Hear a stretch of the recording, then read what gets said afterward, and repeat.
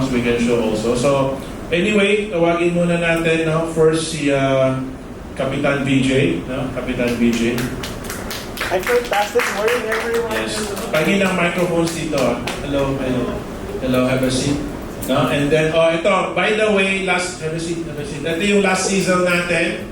Last season natin, no? Parang pa isang buwan pa lang sila sa iFair, naglabas na po sila ng bagong kotse. Okay, so ito yung season natin. Ano lang to? This is just last November, no? December ngayon, this is just last November. So next we'll call David Bowie. Yes.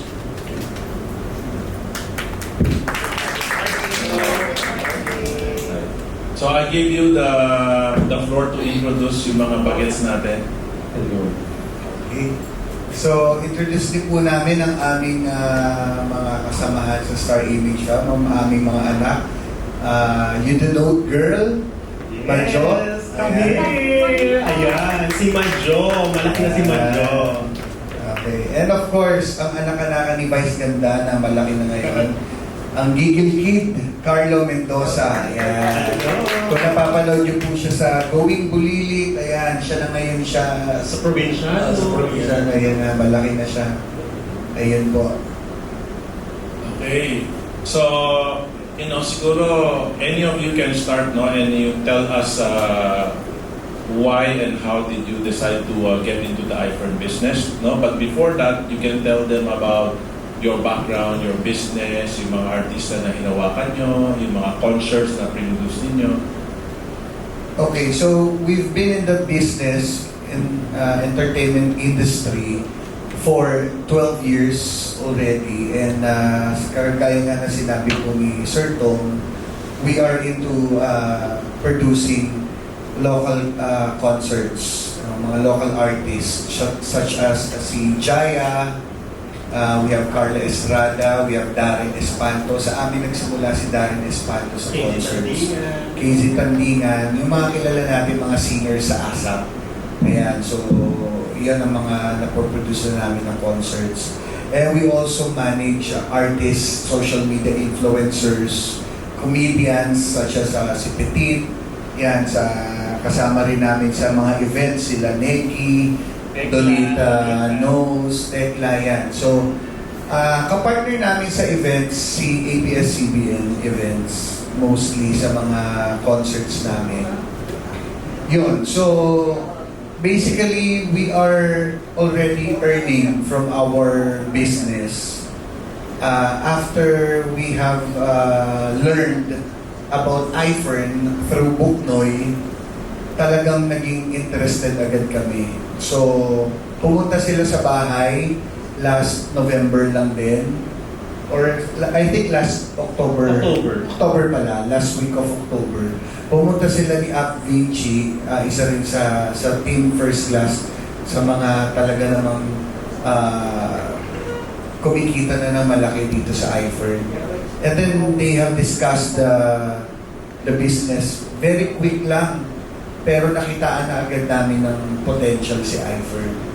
Biruin nyo, sinabi ko sa phone, si Buknoy kasi nangungulit, Dad din ang tawag niya sa amin kasi marami kami mga anak-anakan. Namin, punta kami sa house.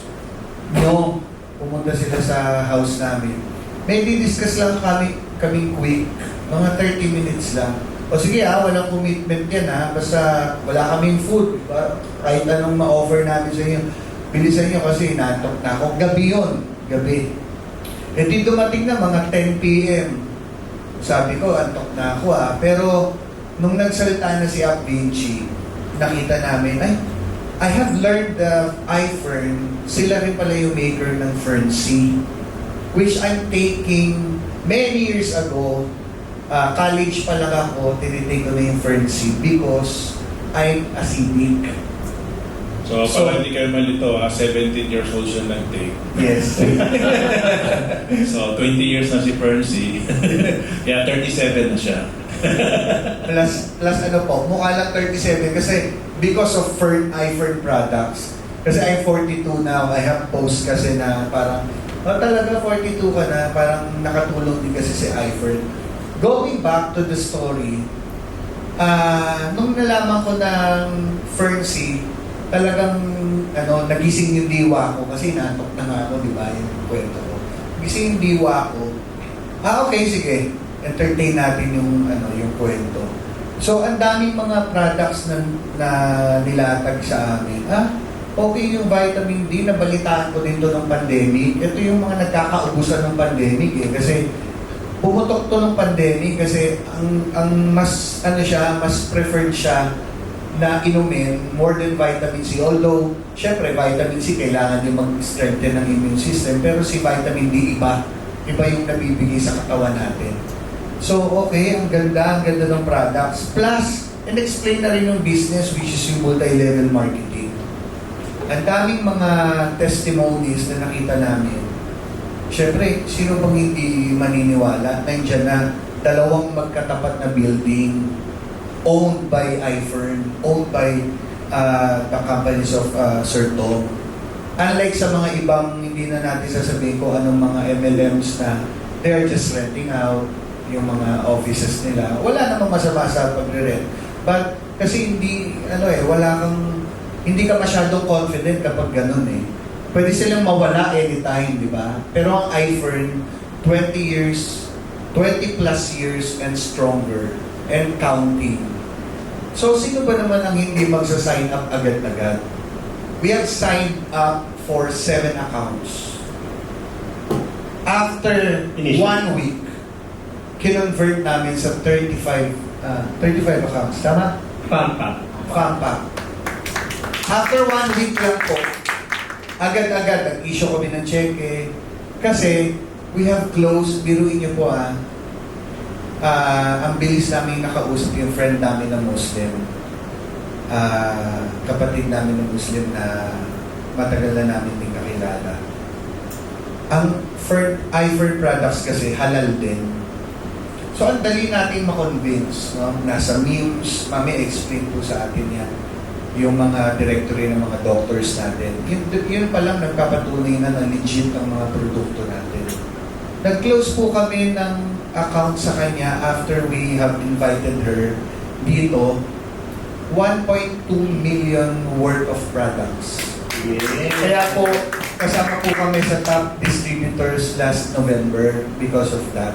How much yung top din nyo sa November? Do you remember the amount? Yun po, 1.2 something million. Yung income, sales yung 1.2. Apo. Okay, Yung yun income sa po, income. actually, Sir Tom, good question po because right now we have initially pakita na to, yes, no? you check it. Aside from yung meron pa tayong binigay ni Sir Tom kapag mga top distributors, may 20,000 pa na bonus. Okay. Tapos, Sir Tom, pinapalakas po namin yung mga legs. Okay. So, parang positioning pa lang.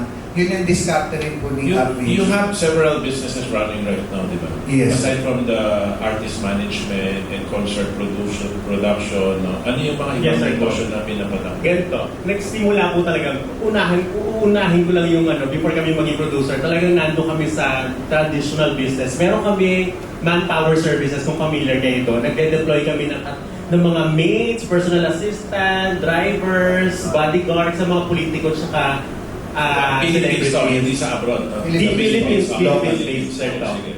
Tapos ayan, so pag nakita nyo nasa YouTube kami yung very yung nanakawan ng yung sa agency sa Makati, na news yun, that was 9 years ago, yung Nanakawan yung agency. nanakawan yung agency namin nung yung taong yun. Because may nainggit sa amin na ibang agency, kasi umaangat. So nagpapakain sila nagpapain sila nung tao na magnanakaw sa agency namin.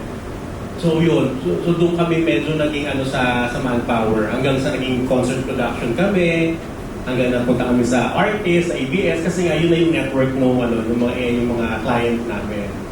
So doon nag-start yun. So aside from yung tinatanong din ni Sir Tom, aside from yung production and artist management, we also have our small businesses located in Cainta, kasi taga-Cainta Rizal kami.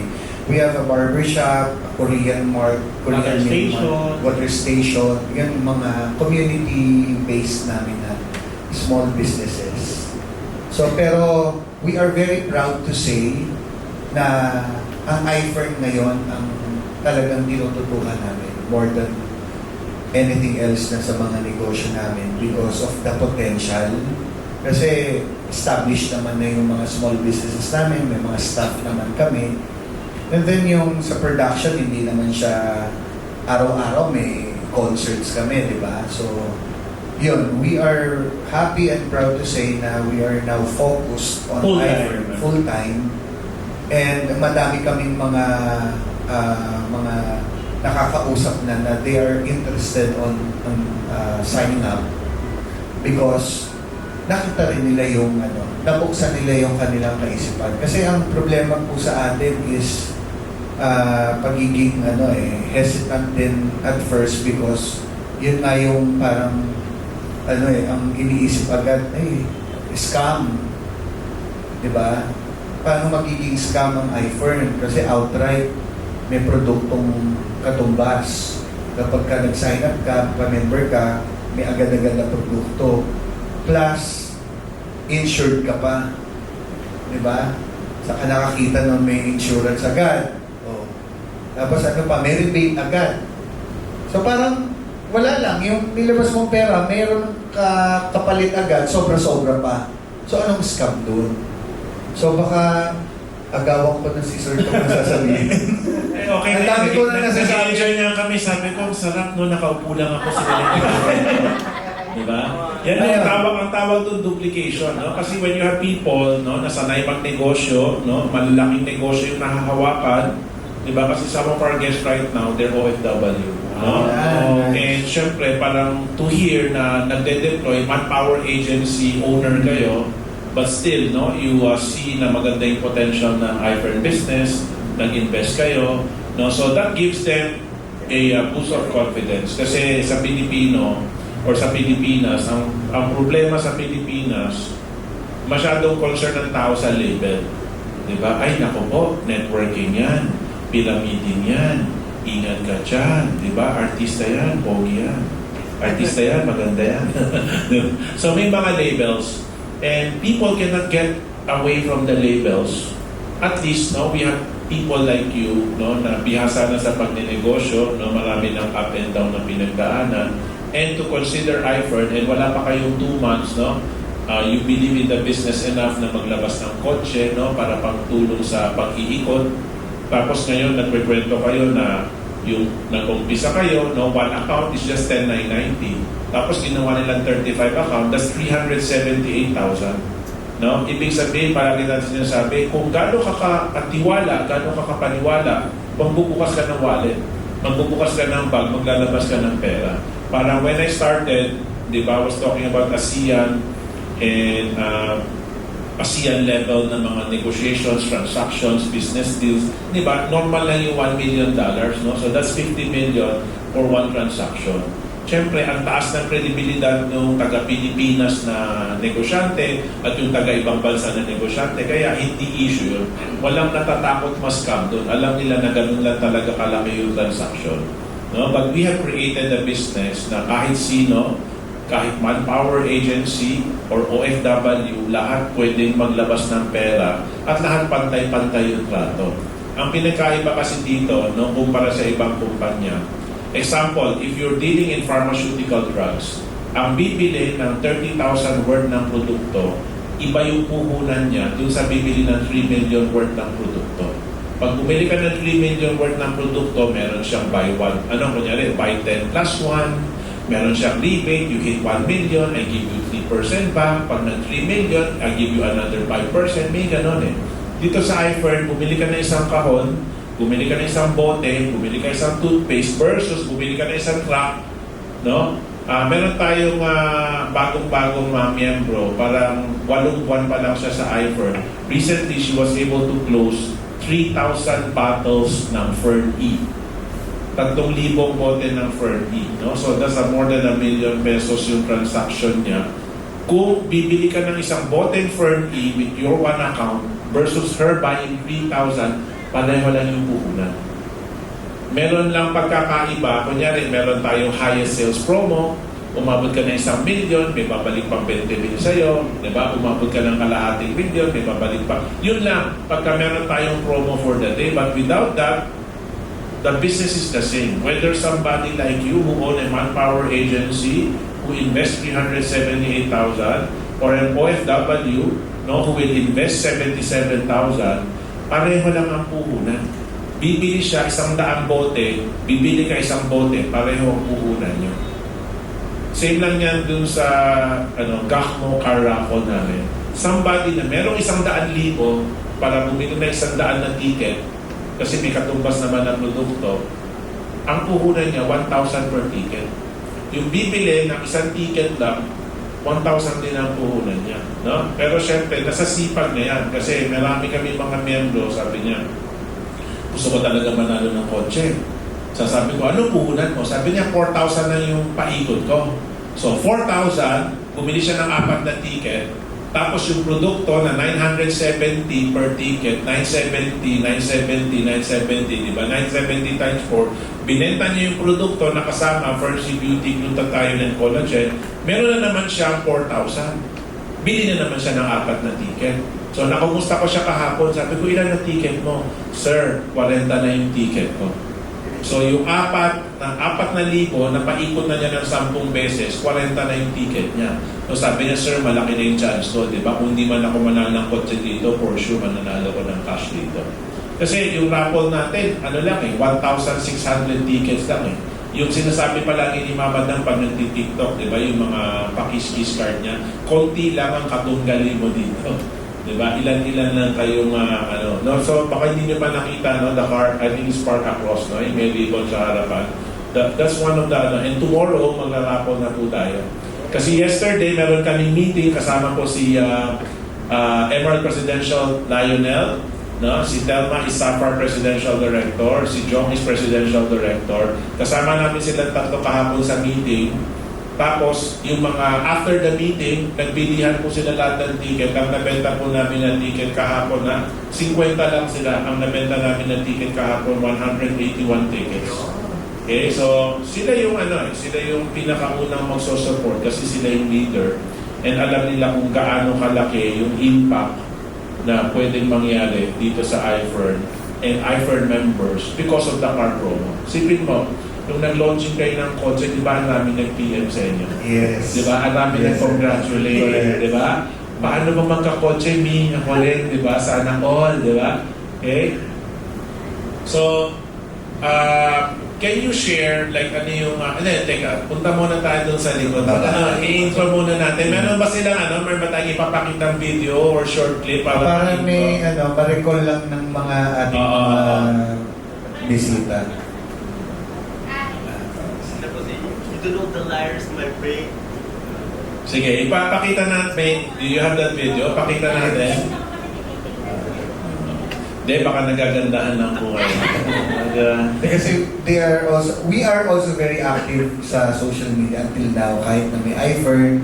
Kasi ngayon nga, mas ginagamit namin yung opo. Actually, makikita nyo may mga kasama na talaga si iFern sa mga contents namin.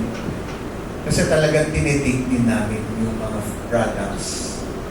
Ayun po. May ka-flash po ba tayo? Sige, kung meron ba? Meron ba kayo dyan? Or you can give it to me, I can send it to them. Meron. While we are waiting Yes, for yes, go ahead. Nasa Google na po, Eagle Kid at Udurog Girl. So while waiting, guys, Meron ako nakitang video nila ni Mama Dan, hinahanap ko nga. Gusto ko ipakita yun eh. Oo. Ayun po. Habang inaayos pa po yung Yes. video, gusto ko lang po sanang i-share din na naging OFW rin po ako. Oh. So, Anong year ito? Anong year? after my graduation po ng 2005, nag-Singapore agad ako kasi nandun yung tito ko. I'm a permanent resident din sa Singapore. Oh, wow. Opo. Because by profession kasi I'm an industrial engineer. So, I also took up short courses for welding technology kasi yun yung kailangan sa Singapore. Kaya alam ko po yung hirap ng buhay natin sa ibang bansa. But the thing is, yung mga sinesave natin for our future, for our family, ngayon po, na meron po tayong isang magandang sandigan aside from sa bangko na traditional na natutulog lang ang pera, mas magandang i-invest natin sa tama, which is nandito po yung iFern para tulungan din tayong lumago pa. Malay niyo po, talagang ito pala yung calling nyo, yung iFern, hindi na kayo kailangan lumabas ng bansa para maiwan niyo yung mga pamilya niyo. Kasi I'm sure yung mga nag-invite po sa inyo, mga uplines nyo, hindi kayo pababayaan. Kasi dito talaga tulungan. Wala po tayong hatakan pababa, lahat po paangat. So, yun po yung masishare ko din. Sino po yung mga OFWs din? Isa, si Ma'am. Saan po kayo? Tatlong bansa na. Nag-iikot po talaga yung nature of work nyo. Bigyan mo ng microphone. Nag-iikot. Okay.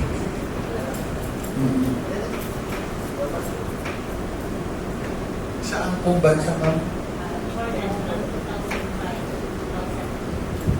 Sabay tayong lumabas ng bansa, 2005. Bali, 2008 to 2013. Before we continue, ma'am, what's your name po muna? Shirley Shirley? Ortega. Is Shirley Ortega, opo. Pang-artista, no? Pang-artista. Parang ano, Kailangan parang mo manager. pwede, Shirley Ortega. Sounds like mga ano, no, pang-celebrity. Pang Viva Max. Grabe ka naman sa Viva ba? Hindi naman. And then after 2013, nagpunta ako ng Morocco ng 2015 until January this year. This year. Yung pinakamatagal na po, 10 itong, years. ano pong bansa yun? Morocco. Morocco. Ibig sabihin yan, marami nang naipon si Ma'am na cash kasi Oo. lalabas siya na dito sa iFern. Ano pong work niyo, if I may ask? As what? Dati, nag-aalaga ako ng bata. I see. Tapos naging chef. Naging chef, okay. So, sa Morocco po, chef na kayo? Sa Morocco. Wow. Anong cuisine luto nyo? Yung Moroccan food or The Asian. Asian food? Asian. Fusion, mga fusion. Yeah. Sino ba po? Ang OFW? Saan po, ma'am? Ano po? Saudi Arabia po. Oh, ito na, kinikilig na sila. Ayan siya. Na-recall niyo ba? Sige, play po natin. Video. Sige. Let's watch this. You do not liar is my fake. Zakasi in fake. Idrisa Romando. It is my liar is my fake. It's a fake in my life. Oo kasi. Oo, Margaret. Di ako.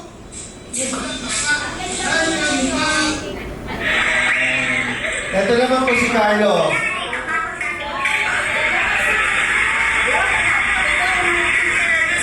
Kayo nag-introduce kay Vice at Ayon.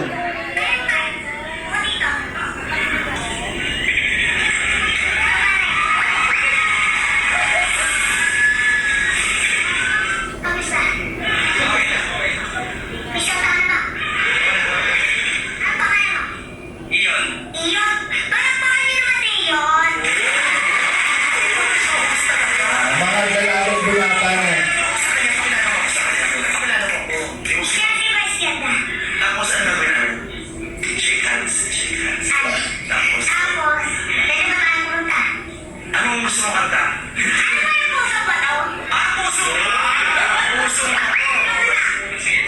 Visit Chris.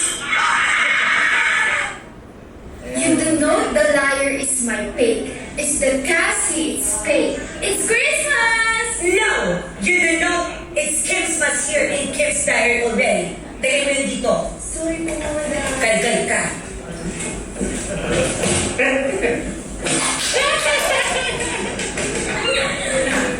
Napost na. Nanalimot ka. Sa account niya, nasa 50,000 views pa lang po siya. Yung nakapost lang namin. Sa account niya? Sa account po niya. Account niya. Okay. Yung You Do Not Girl. Okay. Sa TikTok ba to? Sa TikTok. Sa TikTok? Meron din po I-repost sa din natin. TikTok and then meron din po sa Facebook Sige, page. para magpa-follow ako. Ay, nakapalaw po ko sa Nakapalo? ilan. Opo. Baka kasi rami kong ano, hindi ko napapanood yung iba eh. Pero parang alam ko, nakita ko sa ano, may WhatsApp group kami yung mga posting calendar. Sinahanap ko, mini-message ko si Book Sabi ko, padala mo yung video sa amin. Send po namin, Sir Tom. So yun. So, share ko na lang din kasi napakagandang story talaga ng dalawang batang ito. Nakita naman natin yung simulan nila from province, dinala sa amin. By the way, Vince and David, matagal na po kami partner. So, ang business po namin is yung talagang management. So itong dalawa galing province. So, kapag ngayon, yung mga accounts nila sa iFern, dahil may sarili silang account na kailangan nilang i-grow, nasa pangalan talaga nila. So, napakaganda nung momentum nila, ng mga bata pa lang. Tapos nasa iFern na sila. At gumanda ang buhay nila. Ang story nila, ganito, di ba? Kasimple. Napakalaki nung influence na pwedeng mag-inspire sila sa ibang kabataan din, di ba? So, yun yung goal namin sa dalawa.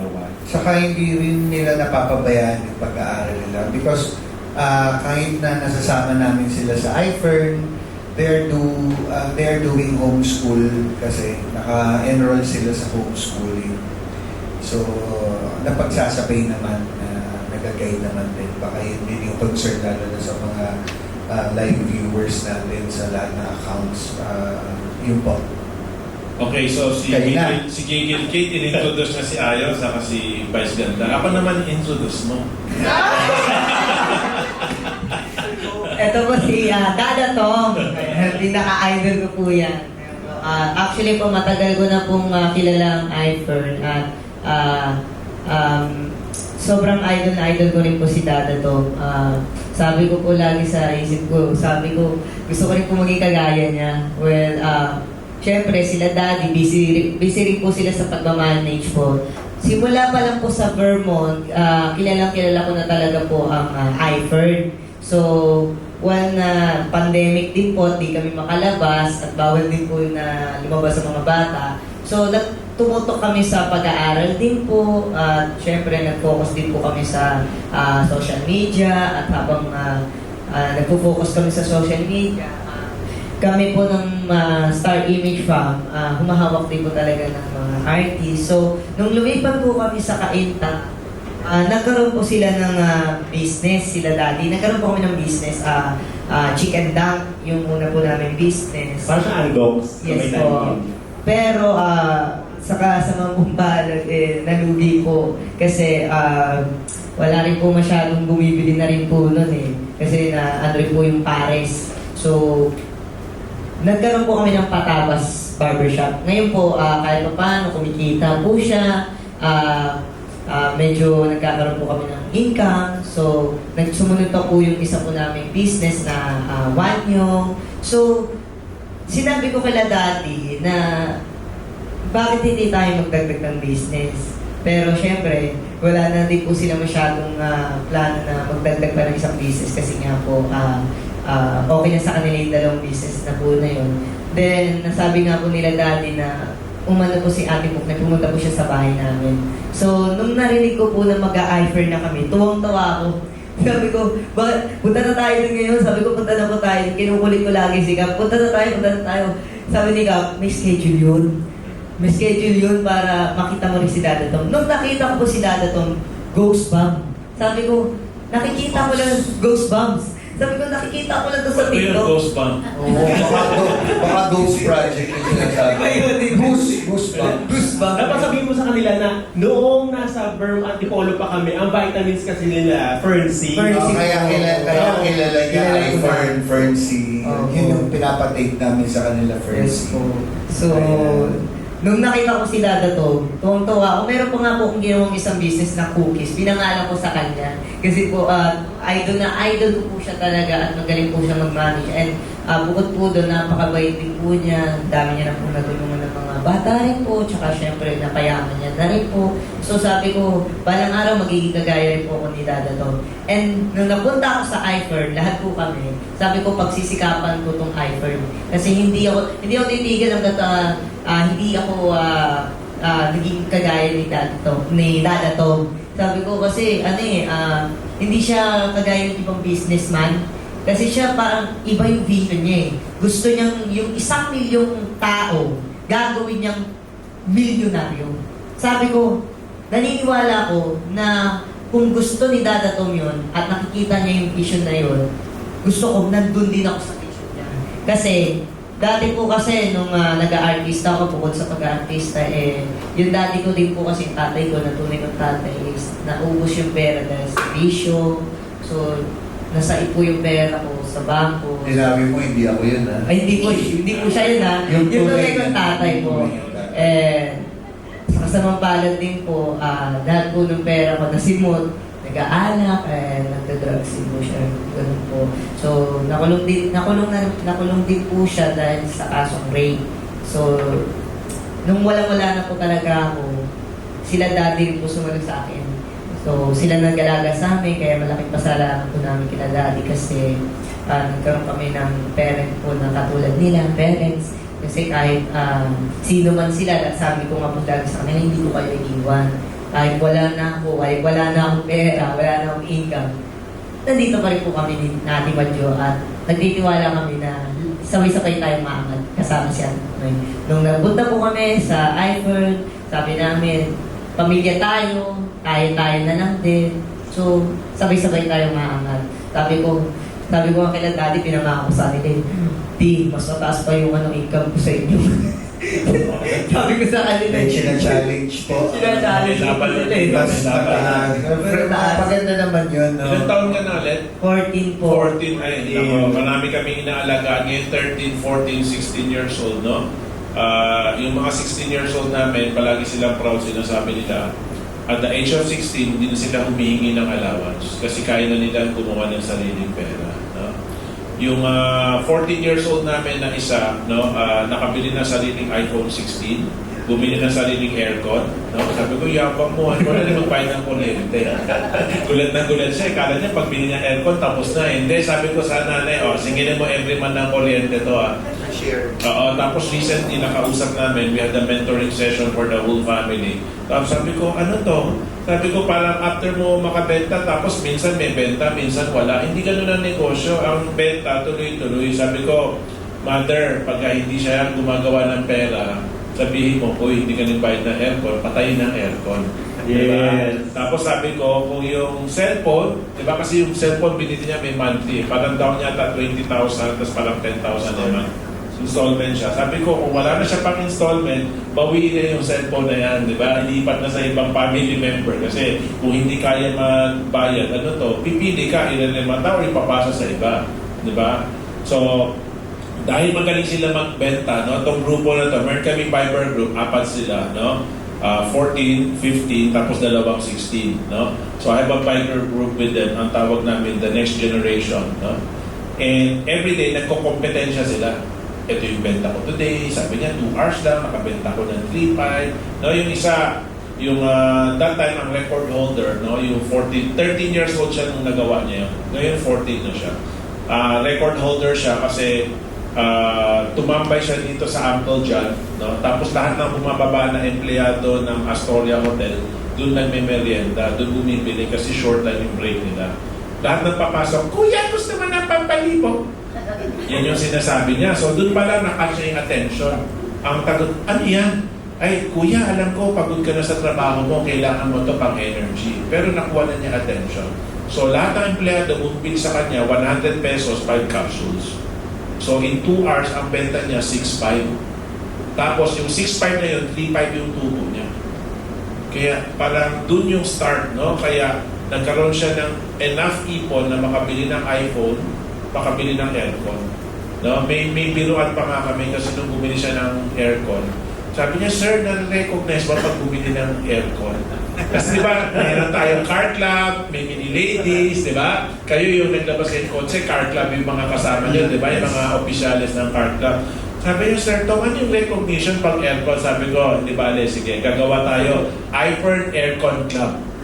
Ikaw ang founder at presidente, no? So, right now, aside from vice president ng iPern Diecast Club, presidente siya ng iPern Aircon Club. Di ba? Kasi gusto niyang proud na proud siya na wala bang club? Sabi niya, sir, wala bang recognition? Sabi ko, sige, gawan ka namin, no? But I think like everybody, no, yung bata, pareho sa matanda, pag empleyado, ang sipag. Pag empleyado, takot sa amo. Takot mag-absent, takot malate, di ba? Kahit may sakit, inaapoy ng lagnat, papasok pa rin kasi makakaltasan. Pero nung negosyante na siya, ang thinking ng most Pilipino sa negosyo, pag ikaw ang may-ari, ay, ang sarap naman ng buhay na may-ari, walang ginagawa, paupo-upo lang, no? So the Filipino who are doing the business, ang thinking nila, pag time ko magnegosyo today, magninegosyo ako. Pag hindi ko time, hindi ako magninegosyo. Actually, we had a conversation with one of our hyperme ladies. Nagpapament, sabi niya, sir, bumababa yung income. Sabi ko, sige, tell me about your schedule. Sabi niya, oh sir, umaga pa lang, lalabas kami, tapos para sabi niya sa akin, parang 7 a.m. to 11 a.m., nagbebenta sila sa palengke. Nagtawag nila nag-blitz marketing. Nag-iikot sila sa palengke, lahat kinakausap. Shoppers, tindera, no, vitamins, sabon, toothpaste.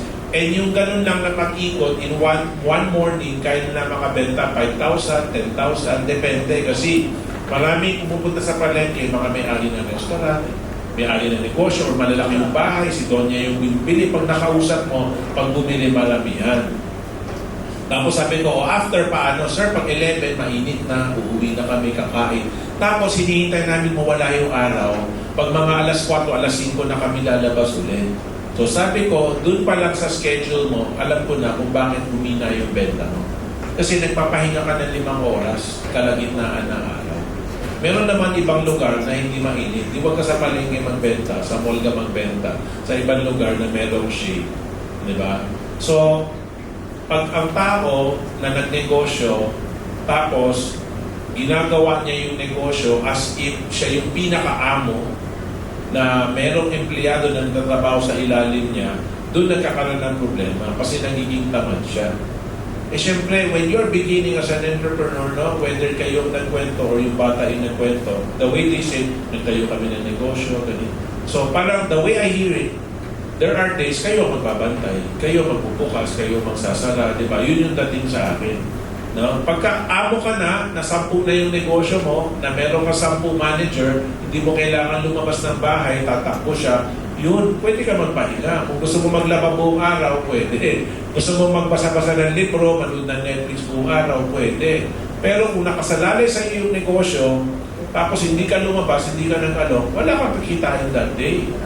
Di ba? Sabi ko, nung tinatanong ko yung mini lady, sabi ko, dati bago, ay naku po sir, dati, bago siya magka-Mini Cooper, bago ko magka-Mini Cooper, sir, pag umalis ako ng bahay ng umaga, uuwi na ako, 1:00, 2:00 na ng madaling araw. Wala talagang tigil kasi yung goal down niya, makaipon siya ng Mini Cooper ng pang-down payment para maging mini lady siya. Meron siyang goal na pinaglalaban, di siya nagpapahinga. Nung may Mini Cooper na siya, pag mainit na, 11 a.m. up to 4 p.m. nagpapahinga. Sabi ko, well, nakapag-down ka. Paano naman ang monthly? Di ba? Kailangan tuloy-tuloy yung pagnenegosyo natin, no?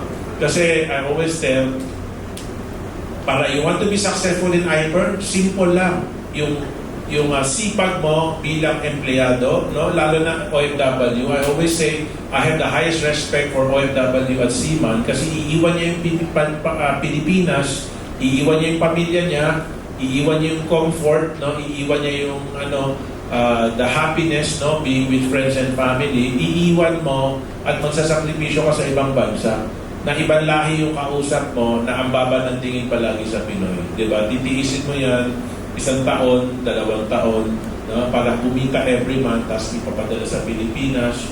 No? Tapos yung mga nasa Pilipinas naman, ang ginagawa, naghihintay lang ng padala. Hindi naman sila nagtatrabaho, wala naman silang ginagawa. Diba? Tapos lahat ng problema, ibibigay sa OFW, ibibigay sa Seaman. So sabi ko, yung sa negosyo, kayang lagpasan, tapatan yung income ng pagiging OFW, Seaman, or kahit na anong trabaho dito sa Hyper. Kailangan lang idadalhin mo lang yung sipag mo doon sa dati mong pinanggalingan, dadalhin mo lang dito. It's like any other business. Ang pinagkaiba lang, maganda yung sistema, yung mga distributors or business partners na sumali sa ilalim mo, no, para ano sila, additional branches, pero hindi ka ang namuhunan. No? If you have 10 business partners na namuhunan sa ilalim mo, sila yung namuhunan, sila yung nagtatrabaho, pero commissioner ka. Legal na commissioner. Hindi yung 10% akin, 20% akin. No? Hindi yung humihingi ng na SOP. No? This is legal way of earning because maganda yung sistema. just to share, no? In the history of business, when franchising was first invented, ang tingin ng mga tao sa franchising is scam. Bakit? No, kunyari kayo, nagtayo kayo, meron kayong chicken restaurant, meron kayong Korean grocery. No, syempre nakapangalan yan dun sa pangalan na naisip nyo or nakapangalan sa inyo. When franchising started, sabi ng tao, gagawa ako ng restaurant, nagbebenta ng hotdog, burger, chicken, soft drink. Tapos ako yung mamumuhunan, ako yung magpapatayo, ako yung maglalagay ng lahat ng gamit sa kusina, ako yung magseservisyo, ako yung magpapamanage. Tapos ang nakalagay na pangalan sa harapan, McDonald. Kaya pangalan ko, Doming, dapat Mang Doming. Bakit McDonald? Di ba? Ako yung naglabas ng lahat ng pera. Dapat Mang Tomani. Di ba? Sabi niya, Uncle Tom. Bakit McDonald? Sabi niya, scam yun. Kasi when the history of business started, tandaan niyo kunyari, Rolls-Royce, pangalan nung dalawang may-ari yan. Mercedes-Benz, no? Mercedes, pangalan nung anak nung may-ari. Tapos Benz, no? Yung partner, Carl Benz. And Mercedes, pangalan nung anak nung partner ni Carl Benz. So many businesses, no? Apelido ng tao. Kasi yun yung pride, apelido mo yung nakasabit doon. So sabi nila, scam to. Ba't ako maglalabas ng pera tapos hindi pangalan ko yung nakalagay? Until people understand branding, people understand system. So ngayon, proud ka pag sinabi mo, may-ari ako ng 3 McDo. May-ari ako ng 2 Jollibee. No? So, nagbago na yung pananaw ng mga tao. And then, what's next? What's next is MLM or networking. Kasi, lahat naman dito, kahit sino tanungin mo, gusto magkaroon ng Jollibee or McDo. Ang problema, meron ka ba 50 million? Tama? Kahit na mag-ambag-ambag yung buong barangay ninyo, 5.5 million. Di ba? Ang layo pa rin. Wala pa. Okay? So, that's how MLM was invented because nakaisip ng sistema na mababa lang yung puhunan pero kikita ka katulad ng franchising. Okay? That's the actual history. So, people, ang tingin dati sa franchising scam, ngayon tanggap na. Ginagamit na nga yung franchising as a scam. Kasi nga, sa sobrang lahat ng tao, mag-franchise tayo. Mag-franchise tayo. Mag-franchise tayo. Di ba? So, ngayon, MLM was invented and ganun din. Yung mga hindi nakakaintindi, ang tingin din sa MLM scam. No? My goal is, aside from the 1 million millionaires, to make Fern and iFern, a globally known brand, no? Pagka nagkatotoo na yung 1 million millionaire, sasabihin na nila, ay, mag-iFern ka na lang, masiguradong yayaman ka dyan. Ay, mag-iFern ka na lang kasi totoong negosyo yan, di ba? Yung tatay ko, 20 years na dyan. Yung lolo ko, 30 years na dyan. No? We have June Salera, no? Yung pioneer na leader ko sa Fernc, nakilala ko siya 2004. No, tuloy-tuloy yan from Fern C to iFern. Ngayon, 21 years na siya tuloy-tuloy from Fern to iFern. Siya yung unang nakabenta ng 1 million worth ng Fern C sa isang buwan. No? And now he's 80 years old. And yung asawa niya ang nagpapatuloy with him and yung daughter niya ngayon inaanak ko nasa college. No? Sabi niya, Ninong, after I graduate, magpupunta ako sa iFern. Okay? So sabi ko, go ahead, just study kung ano yung gusto mo, i-fulfill mo muna. Kung ano yung dream mo, gawin mo muna yan. Later on, if you really like to do the iFern business, then do it. Other than that, your father, your mother still running it very well. Wala tayong problema dyan. Sabi ko, aral ka lang kasi ituloy mo lang yung journey mo. Kasi yun yung pangarap mo, graduate. Yun yung pangarap ng magulang mo, graduate ka. So go ahead, just do it. So what we're telling people, kailangan ng buksan yung isipan. No? And you need to understand, OFW, SIMA, ang tingin ng dati scam, ang raming naloko kaya, di ba? Ibalik niyo ko sa Pilipinas, di ba? Yung mga commercial dati kasi naglaganap yung illegal recruiter, di ba? Parang lahat kasi mamumuhunan para makapunta sa ibang bansa. And right now, I tell you, hindi totoo na walang pera sa Pilipinas. No, hindi ka lang naghahanap sa tamang lugar. Diba? Ang gusto mo kasing trabaho, example lang, yaya. Magkano sweldo na yaya? cook, no? Sabi ni ma'am, cook siya. O, magkano sweldo ng cook sa Pilipinas? Siyempre, pag sa ibang bansa, mas mataas. Tama? Pero hindi lang naman yun yung pwedeng gawin sa Pilipinas. Kung yung 14 years old, 13 years old niya, kaya makabenta ng 6,500 sa isang araw, mas kaya gawin niya ng adult. Diba? Kasi mas marami tayong kalanasan, mas marami tayong na-experience, kaya mas marami tayong kaya gawin. No? Anyway, si You Do Know Girl naman ang pagkwentuhin natin. Hello po. O, tuwa-tuwa sila sa'yo, di ba? Pag sinasabi ko palang pangalan mo, di ba? Nagpe-perk up na sila. Piling ko sa'yo sila magsa-sign up. Sige po. Pwede po. Ayan. Go ahead, just share your journey, share your own story. Diba? Your own story. Baka kasi naiyak ako dito. Okay lang, kasi tinuturo ko dito kung magaling ka magpaiyak, no?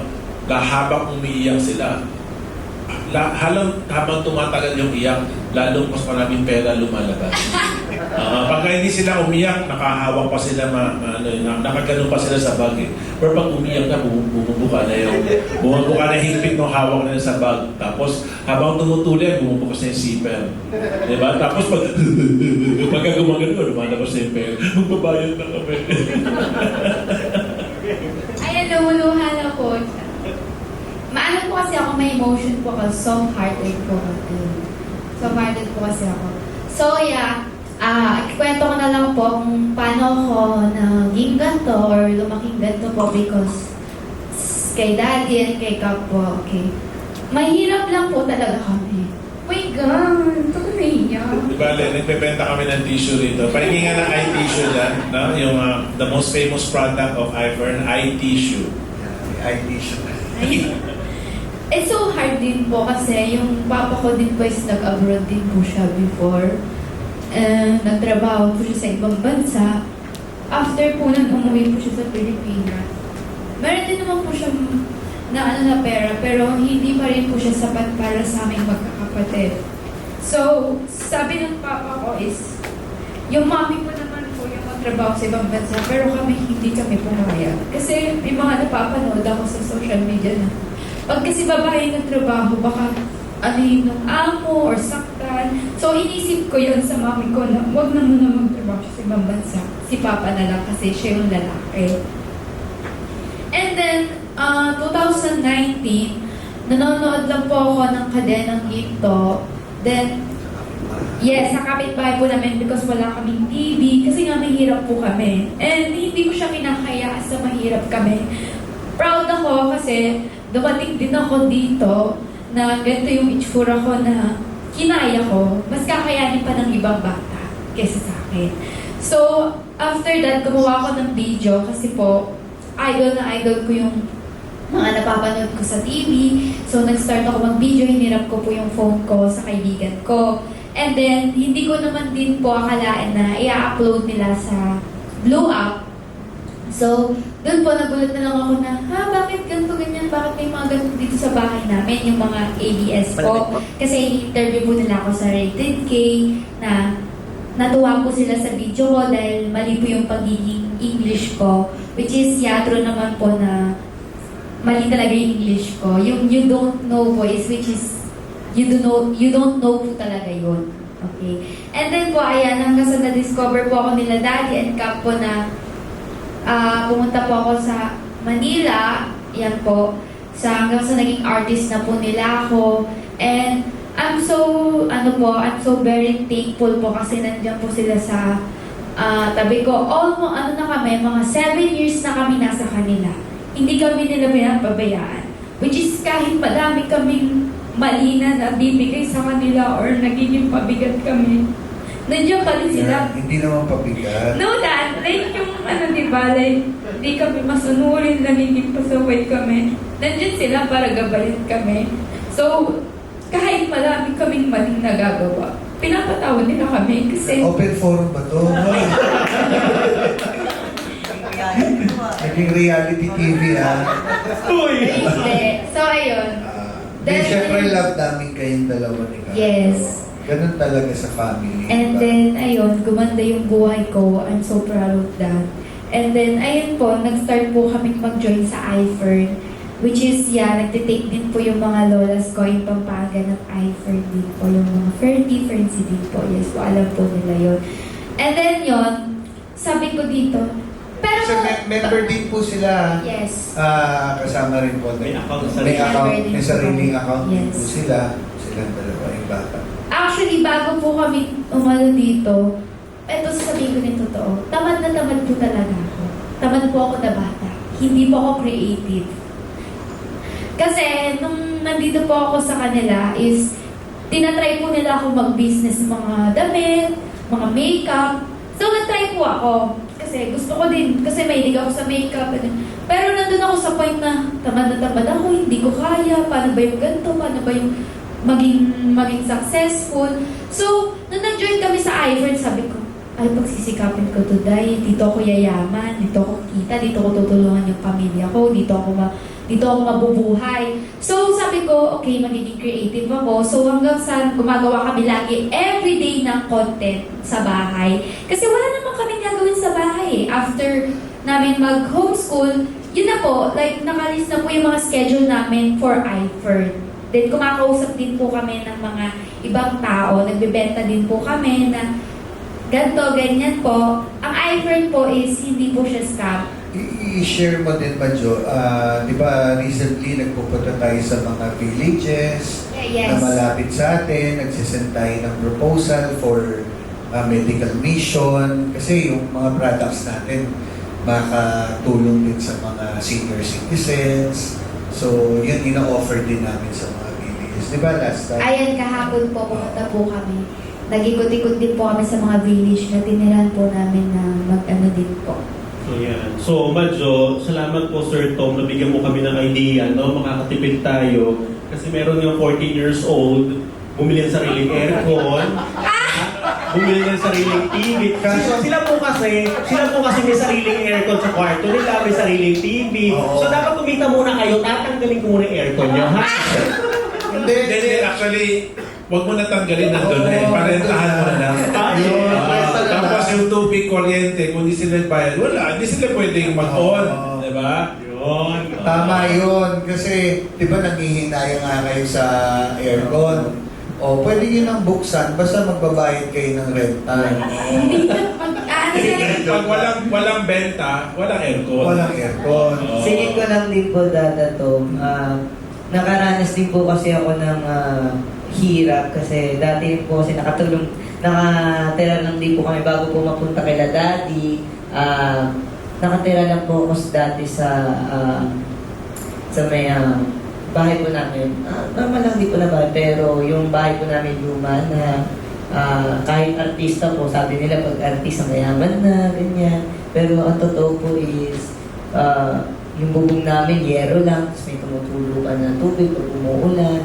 Tapos yung tatay ko po is, kinukulong pa po ko sa bahay para nang hindi ako makalabas. Siyempre, kasi po natitinda rin po kasi kami dati ng balot. Nakaranas po talaga kami ng sobrang hirap ng buhay kung paano kumita ng pera. Dati po kapag gutom po kami, kahit gutom na ako, ang kinakain na lang namin, chicharon. Wala na po kami makain din. Pero nung naging artista po ko, kahit paano may kinakain na po kami, nakakain po sa mga inasal, ganyan, Jollibee. Then, dati po nag-jeep lang po ako, kahit po nasa na po ako, Star Image. Dati kasi po na yung tatay ko kasi nag-aalaga sa akin dati, tunay ko pong tatay. Lumaki po ako walang nanay. So, kaya ako rin po naging idol sila Dada ko. Nakita ko kasi na ang bait po nila kay Ate Chichi din. Kasi si Ate Chichi nakikita ko rin po. So, nakita ko rin po si Mama Dan. So, nakita ko po na ang bait po nila talaga. Kasi ang buti nilang magulang. Napakaganda po na nakita ko po ang ganda ng future din po ni Ate Chichi. Kasi sabi ko, swerte nila Ate Chichi kay Dada to.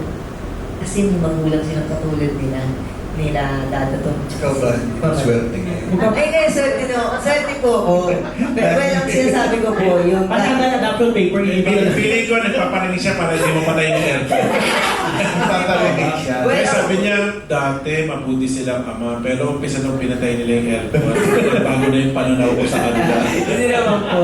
Ako po, lagi ko po sinasabi kila dati, hindi ko na kailangan ng aircon kasi dati po sanay na ako sa electric fan. Minsan nga po, Sinabi na niya ngayon ha, umpisa ko na hindi na sila magbubukas. Ganyan lang kasi Kung wala sila pambayad ng kuryente, hindi na sila magbubukas. ayun po. Nung sinabi na mag-share na kayo sa bill, parang hindi nga nabubuksan. Hindi, sinasabi ko rin po kala daddy, eto po kayo niya side, sinasabi ko po kala daddy na hindi ko naman kailangan ng aircon. Pero ano pa rin naman po kami. Pero ito, para i-cut na rin natin yung medyo tumatagal tayo. Ngayon, simula ngayon, dahil iFirm members na tayong lahat, hindi na tayo magtitipid kasi kumikita na tayo ng Correct. maganda. Diba? So bakit pa tayo magtitipid? Kasi nandito ang iFirm, bukod sa tinutulungan tayo, nakakatulong pa tayo sa ibang tao. Correct. So, huwag mo nang isipin yung kailangan natin magtipid kasi ito na yung sign. Dito nga tayo sa katabi na natin si Sir Tom, di ba? So, ayun, di ba? Kaya nga masabi ko po, yes, di na kami magtitikid sa aircon. Lagi ko nung bubuksan to kahit kumakain na ako. Alam mo, in our house, yung may dalawa kaming ganito, yung floor tile. So si JB, depende. Pagka nag-aaral siya sa baba, ang aircon doon, yung split type na pa gano'n. Tapos when he started school, kasi hybrid. So bubuksan niya yung dining table namin pang 12 tao. Tapos yung aircon ganito. So nag-Zoom meeting siya. Zoom class. Bubuksan niya yung aircon na gano'n. Tapos, nakapanggap kami ng letter sa school, 15 yung late niya. So sabi ko, ano to? Nag-meeting kami sa school. Yung pala, yung first subject niya, homeroom. Sabi ko, ba't di mo pinapasukan to? 15 to? Kasi sabi niya sa akin, 7:40 daw start ng class niya. Yung pala, 7:20. So yung 7:20 to 7:40, hindi niya ani-attendan. Tapos, sabi ko, ba't di mo in-attendance? Sabi niya, Tito, homeroom is not a real subject. Opinion niya to, di ba? Sabi niya, homeroom is not a real subject, so I don't feel the need to attend it. So I only attend 7:40, the first real subject. Kasi wala naman daw ginagawa sa homeroom, parang naghihintay lang daw para making sure na nandun na lahat ng mga estudyante, homeroom teacher lang yung nandun, tapos sabi ko, hindi ganun yun. Hindi ko yung may-ari ng eskwelahan. Diba? Kung ano yung patakaran ng school, diba? Kailangan sundin. So, after that, sabi ko, hindi ka na pwede magbukas ng aircon dito. So, pinatay ko yung aircon na gano'n, yung 3-tonner na pang 12-seater, nandun siya sa kapisera. So, pinatay ko yun. Sabi ko, hanggang hindi ka umayos, hindi ka pwede magbukas ng aircon. Ginawa niya, punta siya sa bedroom niya. Tapos nagbukas siya ng aircon doon, nakahiga siya. Doon siya nagka-class, nakahiga sa bedroom niya. Sabi ko, wow, pinagbawalan kita sa dining room, lumipat ka ng bedroom. Pumasok ako, sabi ko, itong bedroom mo, from now on, pwede ka lang magbukas pag matutulog ka na. Hindi to hotel, hindi to 24 hours nakabukas ang pinatay ko ulit. Tapos, syempre, everyday busy, di ba? So, one time na abutan ko, nandun na siya sa baba. Meron kaming second dining room sa baba. Tapos, ang tapat ng garden. Tapos, nakaganyan yan. Yung parang, yung wall niya sa lamin lahat, nabubuksan. Pag binuksan mo, garden na. Pag isinara mo, naka-enclose yung dining area. Doon na siya nagkaklas. Binuksan naman niya yung split type. sabi ko, ba't ka nandito? Sabi ko, bawal dun sa taas ng bukas na aircon. Bawal sa kwarto ko. So, kaya nandito ako. So, para sa kanya, yung rules is per room. Hindi na naintindihan na hindi kita mabubuksan ng aircon kasi nga hindi ka sumusunod sa patakaran. Umayos ka muna bago ka may pribilehiyo na magbukas ng aircon. Diba? Di okay na yun. So sabi ko, eto, marami tayo electric pan sa bahay namin lahat. Ano yun yung, what's that, no, yung brand ng hair dryer, ano, Dyson, no, Dyson lahat. Sabi ko, marami natin electric pan, ilagay mo isa sa tabi mo. So yan, nandito yung laptop niya, nandito yung Dyson sa tabi niya, nakaupo siya. So tuloy-tuloy mo ganang hangin sa kanya. So yan na yung ano niya, yan na yung, situation niya ngayon. Tapos, pag-uwi ko the other day, meron food delivery, 400. Sabi ko, ano to? Pinicturean ko, send ko sa kanya. Hindi siya sumagot, bumaba ko sa kanya. Sabi ko, ano to? Sabi niya, oh, I ordered food. Sabi ko, di ka nagpaalam sa akin. Sabi niya, ha? I'm unaware na kailangan ko magpaalam. Sabi ko, saan ka kumuha ng pera? Sabi niya, di ba the other day, pinga mo 5,000? Sabi niya, sabi ko, di ba, sabi ko, kasi lalabas siya with friends, sabi ko, di ba sabi ko pag uwi, ibabalik mo sa akin yung pera?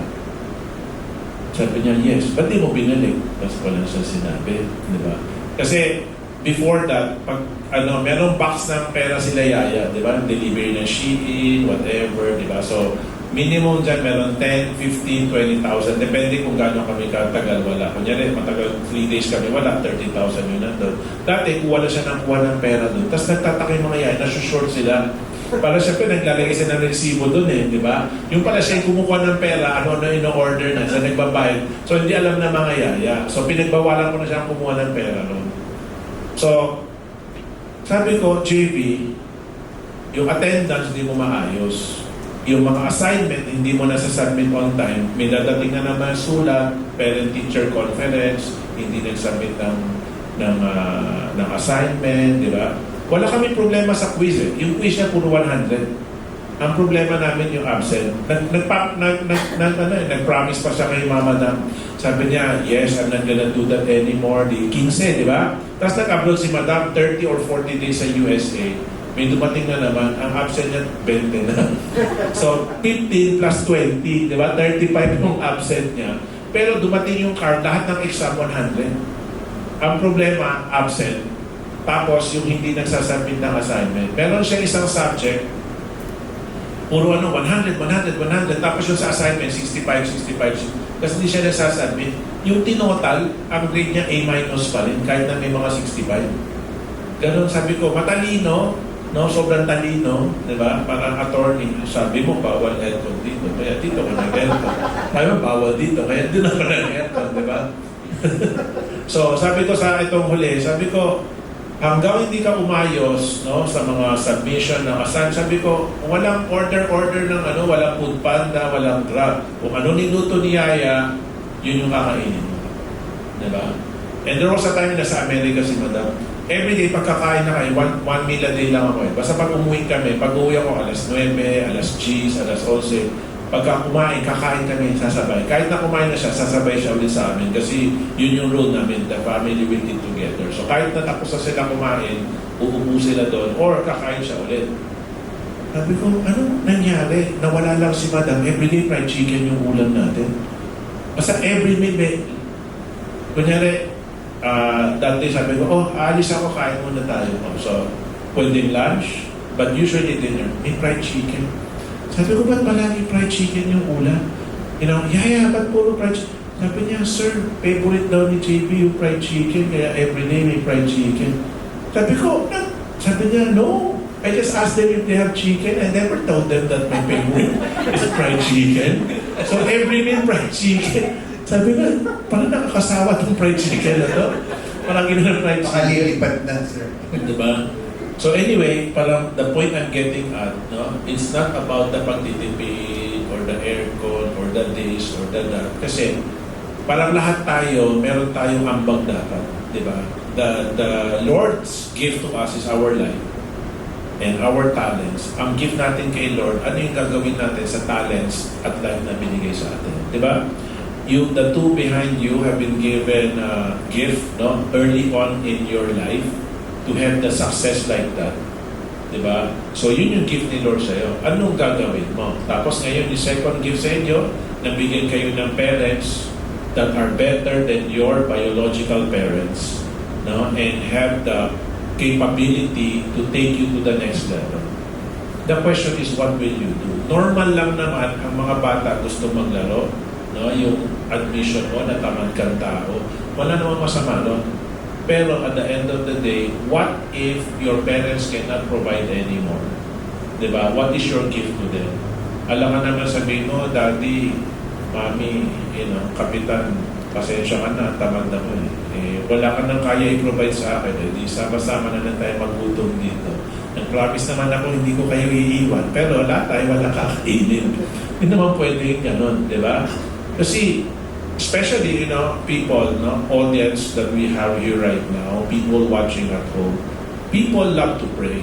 Philippines, sabi nga, is the only Catholic country left in the world aside from the Vatican. But unfortunately, grabe yung corruption na nangyari dito na pinagsasabi na Catholic country. So, hindi natin masasabi na mas mabuti ang Catholic or Muslim or Christian or Buddhism or Taoism. It's not about the religion. It's about the people. Diba? So, binigyan tayo ng gift, binigyan tayo ng opportunity. Kung nagdadasal ka, diba, when you pray to the Lord na umasenso ka, gumanda ang buhay mo, diba, ibibigay niya yung paraan sa'yo. Ang tanong, gagawin mo ba? Diba? When you pray na gusto mo mas mataas ang income mo, diba? Mas mataas yung kitaan mo. Kung gusto mo mas mataas ang kitaan mo, may pinakitang negosyo sa'yo. Alam ka naman, si Lord ang mamumuhunan. Alam ka naman si Lord yung gagawa. Diba? Parang bubuksan mo lang yung pinto, sa nilalabas yung package, sa nilalabas yung produkto, ibebenta niya yung sarili niya, tapos papasok na yung Gcash sa'yo, di ba? I have a story, sabi niya, Lord, it's my birthday and wala akong cake. Pwede ba ang regalo mo lang sa akin cake? So pagdilat niya, nandyan yung flour, nandyan yung icing, yung kandila, lahat kumpleto, mixing bowl, lahat nandyan. Lord, salamat, sinagot mo yung prayer ko. Lord, pakibake na lang, pagtapos na, sabihan mo na lang ako. Wala pong ganun. Diba? You already given the talent. You're given a nice home. No? You have people who can lead you to a better world kasi they have the experience, they have the knowledge, and they have the willingness to keep working and to keep fighting. So, everybody need to contribute. Diba? Yan na palagi ko sinasabi, JB, wala ka pa nako-contribute sa amin. Huwag mong feeling entitled ka. Hindi pwede. Gawin mo muna. Ipasa mo muna itong lahat ng dapat mong ipasa. Diba? Kung ano yung dapat mong pasukan, ano yung dapat mong isubmit, gawin mo muna. Saka na tayo di kanina pag-alis ko, kasi kahapon, di pa punta kami ng planning, I'm going to Makati. Pagka labas ko ng bedroom na meron kaming family room, may sliding door doon. Pag open ko ng sliding door, nandun si JB, iniintay na ako. Sabi ko, what's up? Why are you not in class? Kasi 8 a.m. 8 a.m. 7:20 nga yung start. Palagi everyday pag nagkita, did you get to class on time? Yan yung palagi. Sabi ko, it's 8 a.m. What are you doing here? Sabi niya, I'm waiting for you. Sabi ko, why? I have a problem. Sabi ko, what's your problem? Sabi niya, I think I'm gonna fail. Sabi ko, how can you fail? It's only the second semester. You have 3 semesters. Trimester yung Lasal. Sabi ko, it's only the second semester. What's your problem? You passed the first semester. May backstop dahil sa non-submission of assignment. Pero grade okay. Sabi ko, second sem pa lang. Sabi niya, kasi I haven't been able to submit my assignment. Sabi ko, how many assignment? 11 bro. 11 yung assignment din niya submit. Kailangan na daw submit yung 9, kailangan ma-submit ng tonight. Tapos, yung 8. Bali 7, kailangan ma-submit today. Yung 4, kailangan ma-submit 4 p.m. today. So, sabi ko, ba't di mo ginagawa? Marami daw siyang ginagawa. Sabi ko, Sabado, lalabas ka with friends. Sunday, lalabas with friends. Tapos, sumama ka pa ihatid si Mama Dam at si Gigi sa airport. Kung alam ko na ganyan karami assignment mo, dapat di ka na sumama, dapat ginawa mo na yung assignment. So sabi niya, meron ako assignment, napakahaba. Sabi ko, kailan ba binigay? November 26. Sabi ko, mahaba talaga yan kasi November 26 ibinigay, December 4 na, di mo pa naumpisahan. So sabi ko, Sabi niya, pwede ba ako sumama sa'yo sa kotse para ikwento ko lahat ng problema ko sa'yo? Sabi ko, sige, sakay ka na. Let's go. So, habang papunta kami ng Makati, yan, bago ko humarap dun sa mga 50 na leaders that invited yesterday, inayos ko muna yung problema sa bahay. Nasa kotse siya, absent siya yesterday. Kasi para magawa niya yung 11 na assignment, hindi siya pumasok. Sabi ko, gawa ka ng excuse letter, ganyan. Sabi ko, ako pipirma para submit natin kung ba't ka absent, di ba? Para makagawa ka. So, anyway, yan, pinento niya. Meron sila cooking assignment. 2 dish yung iluluto, isang menudo, isang pumpkin soup, na merong recipe, bibili mo yung ingredient, tapos magpipicture ka na naghihiwa ka ng karne, nagtitimpla, naglalagay ng paminta. Kailangan mag-ganon. Sabi ko, wala nanay niya, wala yung kapatid niya, di ba? Yung mga yaya, hindi naman marunong. Tawag ako sa restaurant ni Madam, Mama Len, SOS, ano yun to? Magpadala ka ng chef dito. Ito yung mga ingredient, di ba? Para turuan si JB step by step, tapos pipicturean. Okay? Ay, pampasaya. Forward ko yung picture sa inyo. So yung 2 assignment, yung nasolve na kasi yung chef nga dumating, no? Dumating yung chef para ito. Grace, send ko sa WhatsApp mo. Kasi sa WhatsApp sinend ng mga yaya. Okay. So, I send it to your WhatsApp, ha? So nagawa na yung 2 assignment. Tapos yung isang assignment niya, kailangan daw gumawa ng sports calendar. Paano daw siya magkakaroon ng balanced life? Diba? Sabi niya, kailangan daw gumawa ng calendar. Ano yung ginagawa niya para may balance yung buhay niya, hindi lang aral-aral. Sabi ko, sige, ganyan ang gagawin mo. Monday to Friday, wala kang ginawa kasi nag-aaral ka. Sabado-linggo. Doon natin nilalagay. Sabi niya, hindi daw pwedeng, sabi ko, di nagja-jogging ka sa village. Sabi niya, hindi pwedeng isa lang, dapat may iba-iba. O, basketball. Yan. Ano pa? Billiards. O, sige, go. O, di ilagay.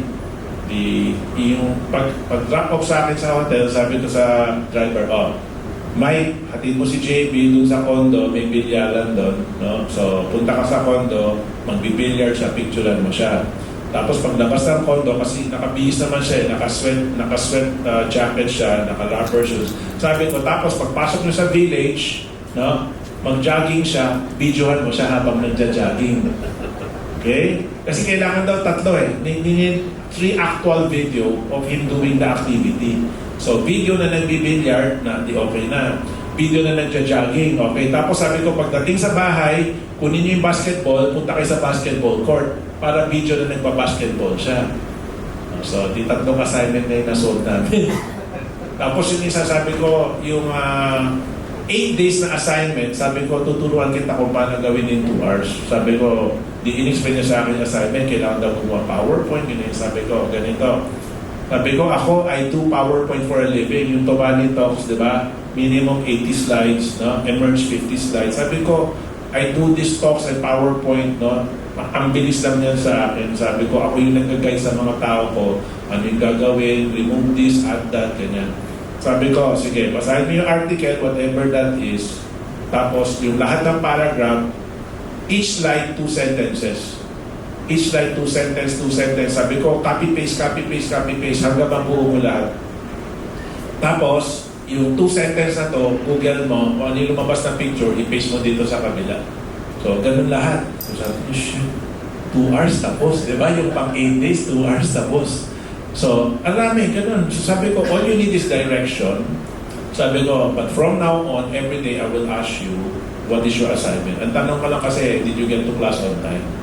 Diba? Hindi ko alam na bumalik na naman kami dun sa hindi nagsasabit na assignment. Okay? So, everybody just needs direction. And I recommend that the 2 of you, no, do not treat them like babies. Although they started with as babies with you. But since we have experience in IFERN on teaching babies also, no, 13 years old, 14 years old. Meron kaming isa, yung anak nila Ram at Nell, 3 years old. 3 years old. Gusto mo ng juicy cookie, pang-fresh. Ginapin ko yung video dito. 3 years old, nakakabenta. Nakakabenta tapos yung pag bumibili siya ng laruan niya ngayon, 3 years old, sariling wallet na. Kailangan makabenta siya kung hindi siya pwede bumili ng toys. Ito si JB, di ba? Hindi halatang rush, di ba? Hindi halatang rush, di ba? Parang professional na professional, di ba? May production value. Oo. Para naka-photoshoot na. Oo, photoshoot. Ito si Chef Mike to. Ito, yung chef to sa RBA restaurant, no? Yan. Di ba? Nagkamali pa nga yung karne kasi dumating yung menudo. Dish yan ng RBA restaurant yung menudo. So dumating yung karne, naka-chop-chop na. So kailangan bumili pa ng karne ulit sa Star Mall kasi para meron siyang macha-chop-chop kasi naka-chop-chop na nang dumating. Hindi daw pwede yun. Yan, di ba? Garlic. Baka pang pumpkin soup na ba ito? Yan yung karne. Yan yung menudo yata. Meron pa, may picture pa.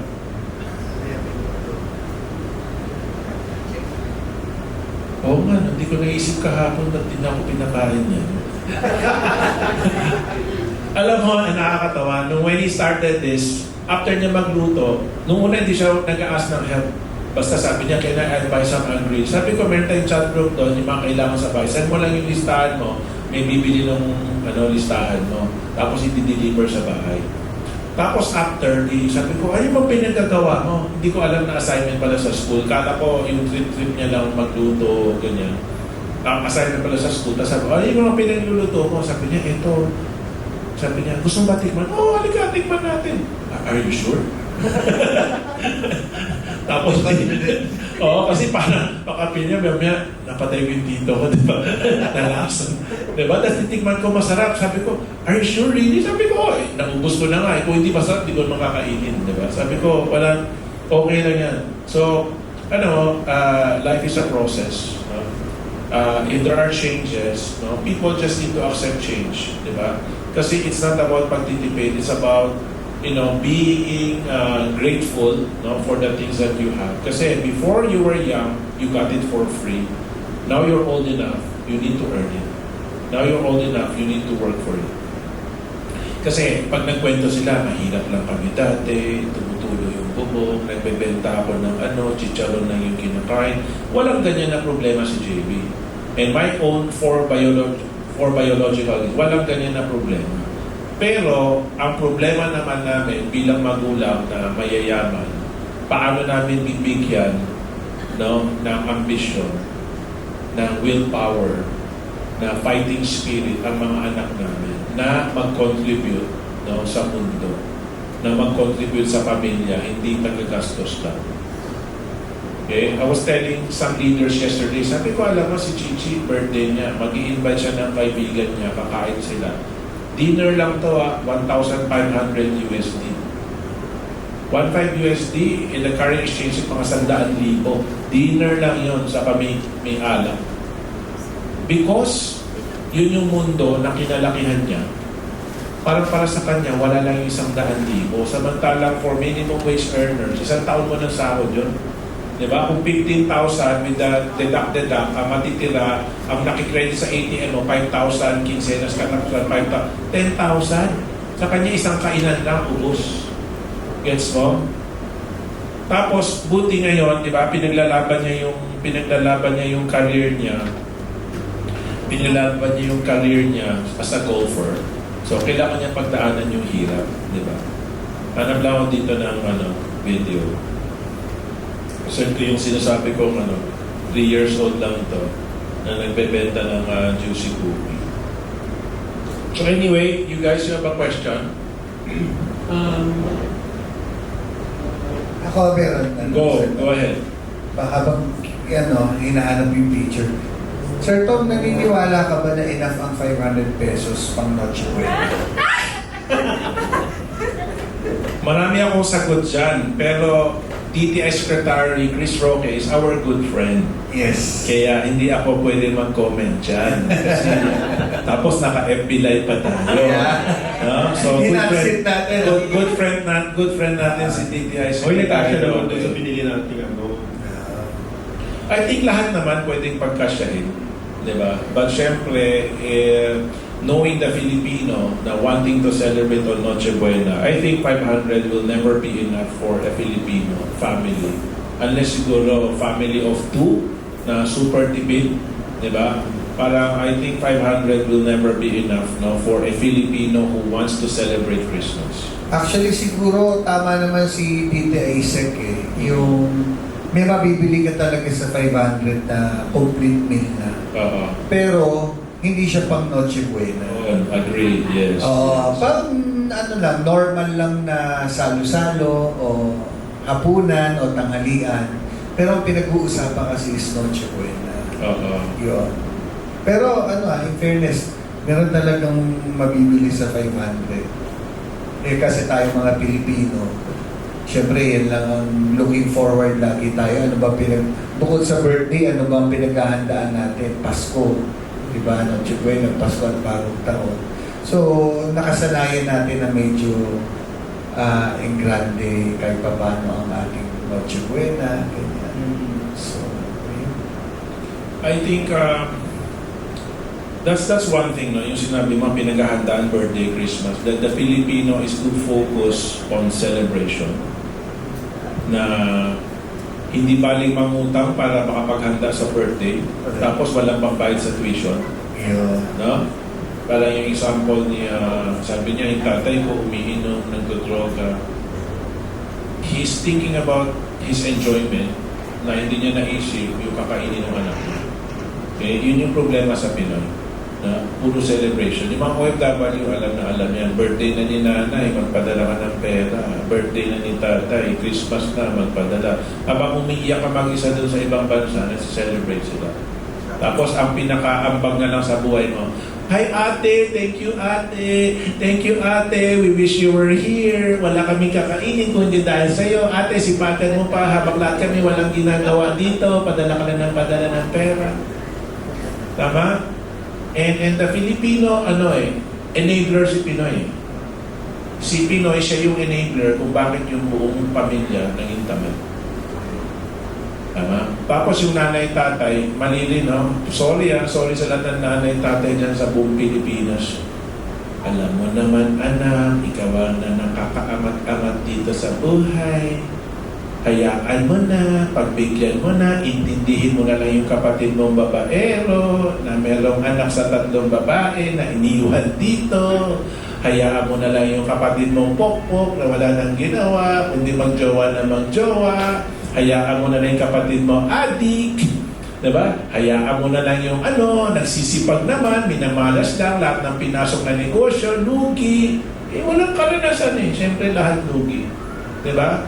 Tinotolerate. Oo, tinotolerate kasi yun yung dito. That's what we don't want to happen, di ba? Para you're both hardworking, you have reached a certain level of success, you reach a certain level of influence, no? You reach a certain level of credibility, na dapat yung mga bagets naman, no? Kung meron silang utang na loob, yun yung manahin nila, na magkaroon din sila ng hard work, magkaroon sila ng sacrifice, magkaroon sila ng achievement, na magkaroon sila ng credibility kasi you cannot be forever be introduced as ako yung nag-introduce kay Ayon sa Vice. Ako si who do not, you do not girl. Tama? After a while that gets tiring. Yung in-example ng 13 years old, di ba? Nakabili ng cellphone, nakabili ng aircon. May promise siya na bibigyan niya ng iPhone yung nanay niya. Kasi nung 7 years old siya, nawala niya yung iPhone ng nanay niya sa simbahan. So, sabi ko, Manuel, December na, nasa na yung promise mo? Sagot ng nanay, yun nga, sir. Diba? So, sabi ko, tapos, yung Ifer Diecast Car Club event, he's one of the vice president, no? Pinakabata, vice president. Ginawa kong vice president kasi gusto ko makita anong pwedeng mangyari sa club, anong gagawin niya doon sa responsibility na yun, hindi lang titulo. So, he's one of the speakers here. Tapos nakalend yung PowerPoint niya. So, kinento niya yun, yung gusto ko magpahibag. Kinento niya yun. So, sabi ko, di pagbaba, di syempre, magandang event, no? Si Vinci Presidente, di ba? Sabi ko, wala ka na ba bagong storya? Sabi ko, sawa na ako dun sa storya mo. Yung 6 months ago, nino-launching natin yung Diecast Car Club, yan na yung PowerPoint mo, yan na yung storya mo. Wala na bang bago? di na ba nagdagdagan yung 6.5? Sabi ko, di ba nagastos mo na yung pera na yun? Wala na natira dyan, di ba? Sabi ko, yung time na kumikita siya ng maganda, grabe yung excitement niya. Excitement fades. Motivation fades. Inspiration fades. Only discipline. Yan ang matitira sa'yo. Kung wala kang disiplina, wala kang malalating. Lahat ng OFW, putangin na pinakamataas ang disiplina niya. Pinakamataas yung sakripisyo. Pero yung mga naiwan, yung mga, sorry to say, palamunin, Sana na naghihintay lang ng padala. Ang tanong, meron bang OFW na mabubuhay hanggang 108 years old? Wala. Paano kung kailangan na magretiro? Paano kung ayaw ka na tanggapin ng trabaho mo kasi 60 ka na or 65 ka na? Depende sa bansa eh. May bansa up to 60, may bansa up to 65. Akala kasi nila yung mga OFW seaman hanggang 100 years old eh, na forever may magpapadala. Walang gano'n. Yung panahon ng pandemic, yan yung pinakamaraming umiyak na OFW sa kasiman sa amin. Kasi 10 years, 20 years na sila nagsusuporta, nag-pandemic pinauwi. Ang tanong ng pamilya, ba't ka pinauwi? COVID, ay hindi naman lahat pinauwi. Ba't ikaw yung pinauwi? Parang kasalanan pa nila na pinauwi sila. Sarado ang hotel eh. Sarado ang cruise ship. Sarado ang mga restaurant. Siyempre lahat papauwiin, di ba? Parang kasalanan pa ng OFW, seaman na pinauwi sila. Paano na kami mabubuhay? Utang ina, 20 years na akong bumubuhay sa inyo. Di ba? Di dapat 20 years ago, patay na kayo. Di ba? Hindi ngayon. Tapos nung kumita sila lahat ng OFW seaman na nag-IFER nung pandemic, kumita lahat. Karamihan, mas mataas pa sa sahod nila sa ibang bansa. Pero nung bumukas na yung ekonomiya, ano mo nangyari? Yung mga kapamilya, balik ka na. Pwede na daw bumalik sa sa Morocco. Pwede na daw bumalik sa sa Japan. Pwede na daw bumalik sa USA. Bumalik ka na. Yung panahon ng pandemic, nandun kami sa Morocco, yung nagmamasahe sa amin, Pilipina. Kami, Mandarin. Sa Mandarin kami nakatira. Tapos nagdi-dinner kami sa Lamamunya. Kung saan yung post ni Madam kagabi, yung Lamamunya, dinner nila kagabi. Pinakamahal na hotel. Yes. Yes. Sa Lamamunya, nag-dinner sila kagabi. 5,000 yung bill nila. Dinner, 5,000. No joke. 5,000. Pakita ko pa yung mga sa credit card. Yung 5,000 is 25,000 pesos. Anong sir pangalan ng... Lamamunya. Google nyo, Lamamunya. Hindi ko pa kaya dun sir to. Lamon muna. Yes. Lalamon muna ako. Yan nga yung joke namin kagabi. Sabi namin, kasi hindi ma-pronounce ni Mama Dam yung name ng restaurant, La Asiatic. No? Sabi niya, Lamon niya. Tawag niya kay Chichi, Lamon niya. No? So, may post siya kanina ko lang nakita. So, we were staying at the Mandarin. Yung Mandarin, yung villa, tawag doon villa. No? Yung isang unit is dining room lang. No? Tapos yung isang unit, receiving room, sala siya. Yung isang room is master bedroom. Tapos yung isang unit, CR lang. CR na may bathtub, may shower. Tapos, ito matindi, heated floors. Pag lumabas ka ng CR, kahit basa ang paa mo, hindi ka malalamigan kasi mainit yung marble. No? Heated yung floor niya. Tapos may another separate na unit na 2 kama para kung may kasama ka, may anak ka, gano'n. At that time, we went there. Ang kasama namin sa villa, kaming dalawa ni Mama Dan sa master bedroom. Tapos si Bang Pineda, no? Saka si Doris, yung PR ni Dr. Abello. No? They were the one occupying. So we were living in Mandarin. Tapos sa Lamamunya kami kumakain. Yun yung sa Morocco kasi, ito yung super rich, tapos paglabas mo, poor. Third world country si Morocco. Diba? Yung mga nasa service industry, no? Highest level. Kasi Lamamunya was voted as the #1 hotel in the world. Okay? So, we were there for parang 1 week yata kami dyan. No? So, yung nagmamasahe sa amin sa Mandarin, tuwang-tuwa siya nung na-meet niya kami kasi 3 years na daw siya hindi nakakauwi. Kaya tandang-tanda ko. Kasi inabutan siya ng pandemic. Diba? Nag-close. Kaya 3 taon na siya hindi nakakauwi ng Pilipinas. So excited siya makapagkausap ng Pinoy. Tapos gulat na gulat siya, mga Pinoy yung naka-check-in sa Mandarin. Kasi parang for her, Filipino is OFW. Diba? Not tourist, not guest. Kaya kami, pag nasa ibang bansa kami, dinadala namin yung bandila ng Pilipinas. Pag nagta-travel kami, di ba, with the Million Dollar Club, with the top producers, with the presidential directors, naka-business class kami. Di ba? Para mapakita namin na ito yung kaya gawin ng Pinoy. Nung gumimik kami sa Dubai, yung inuman na, ito, ayan, umuwi ito naka-wheelchair, si Telma. No, yan yung nilasing namin. Yung inuman na ito, kalating milyon, isang inuman. Lunch namin, 100,000, dinner namin, 150,000, yung chemical, kalating milyon. So, kasi nakikipagtapatan ka talaga doon sa mga ibang lahi, papakita mo na kaya ng Pinoy ito. Tapos yung mga waiter, Pinoy, gulat na gulat sila, ganun kami gumastos. Diba? Kasi sabi ko, nandito na tayo, diba? Alam mo namang titipid tayo, papakita natin na kaya din ng Pinoy.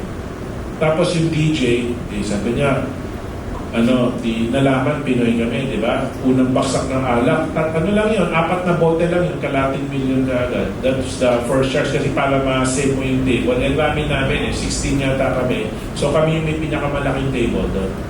So di yung naglabas ng alak, yung mga babae, mga puti, nakasakay sa waiter, tapos hawak yung bote, may mga ilaw, di ba? Papansin yun eh. Tapos nakalagay, yung may placard, nakalagay iPhone. Tapos sabi ng VJ, nung DJ, sabi niya, big money coming from the Philippines tonight. iPhone from the Philippines. Diba? Paulit-ulit. Na-insecure yung kabilang table. Diba? 3 bote kami, 6 na bote siya. Tapos, di mamaya, ubos na alak namin, order ako. 1 bote lang order ko, pero papakita nila 3 yung lumalabas. Pero 1 lang yung bababa, yung 2 babalik ulit. Para makita nung kabila. So lumabas, that night palang total bill ko palang 600. 500 yung para to reserve the table, tapos yung dagdag pa alak, another 100,000. Parang 600. Kabilang table, 7 million ng gastos. Ayaw magpatalo kasi paulit-ulit siya eh. Big money coming from the Philippines tonight. Tumanita of iPhone. Paulit-ulit. So na-insecure yung kabilang table, di ba? 1 bote na, 3 lalabas. Yung 3 bote na una ko, isa, di ba? Isang bote, pero 3. Yung pangalawang bote ko, isa. Pero, kumbaga, pabalik-balik. So, kumbaga, kada isang punta sa amin, o-order siya 1 milyon, di ba? Tapos dadating na, ba't daw, gano'n na lang yung alak. Kasi hindi nila kaya inumin. Kami, ang rami namin eh. Di ba? Walang sayang na alak sa amin. Lahat gumapang pa uwi. Diba? Yung mga kayang gumapang. Ito, hindi na kaya gumapang, wheelchair na. Kaya meron kami tinatawag na iFern International Wheelchair Club. No? So, source of pride yun pagka hindi mo na kinaya, no, uuwi ka naka-wheelchair. So far, meron tayong 2 member, Delma Vargas. Tapos, the year after, ang grand champion natin, si Alexis Asuncion. No? Sabi, sir, okay pa ako, sir. Pero ginugulo ng wheelchair. Sa Philippines naman, ang wheelchair club namin, yung mga buntis. Pag nag-event kami, mga buntis namin, naka-wheelchair. So anyway, thank you very much. We hope Thank you so much. everybody learned something today. Just before we end, sana may papakita lang sa left. Sure. Para mapakita namin dito kasi we're very proud of our panganay. Ayan. Yes, Go. our panganay. Okay, go ahead. Pangalan ko. Nandito na. Yes. Nandito na. So nandito ang aming panganay si Boknoy. Ayan. Dito ko naman Boknoy kasi Ka bago tayo magtapos dito. si Boknoy ang dahilan kung bakit kami nasa Sa Ivern. Na nag-time travel pa yan ha, galing sa 70s to. Tingnan mo. 2 hours ang biyahe over. Asaglaso lang ako. Hindi niya kailangan daw ng mic, malakas talaga boss. Hello po! Para mabuhay sila. Hep, hep! Hooray! Kapakihina naman. Si Ate Alex, busy doon.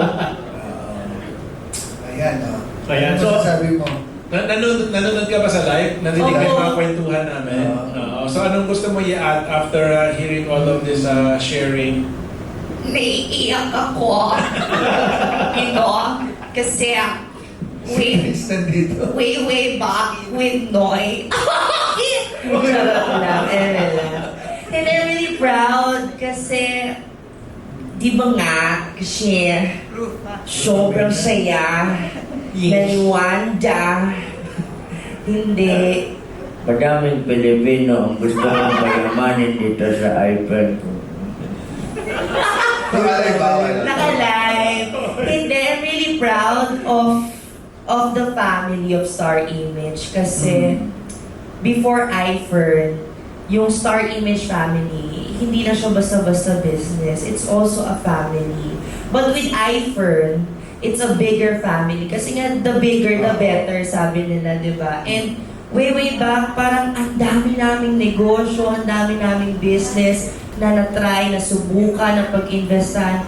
Pero nakakatuwa kasi hearing it from them na with iFern, it's a huge opportunity na makita na hindi sila nagsasawa everyday, na nag-iFern talaga sila. So I'm really proud, especially with the two kids behind my back. Sobrang nakakatuwa because they've grown so much.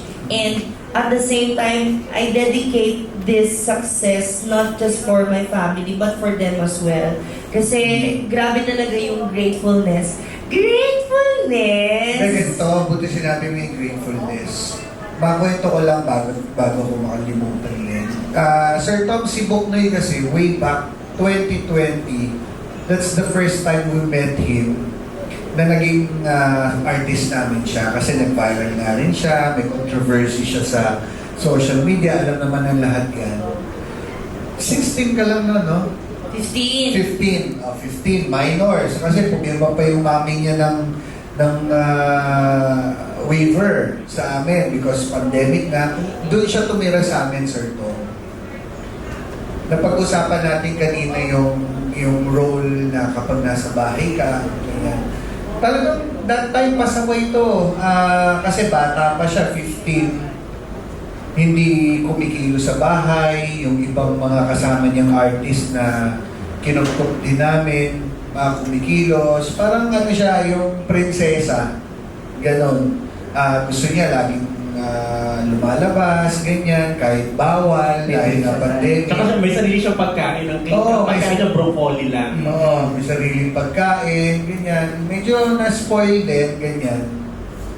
Then, nung fast forward ngayon, nakita namin, ngayon na lang kasi kami ulit, dahil nga nagkaroon na siya ng sarili niyang buhay din, humiwalay na siya sa amin 2 years ago, o 3 years ago.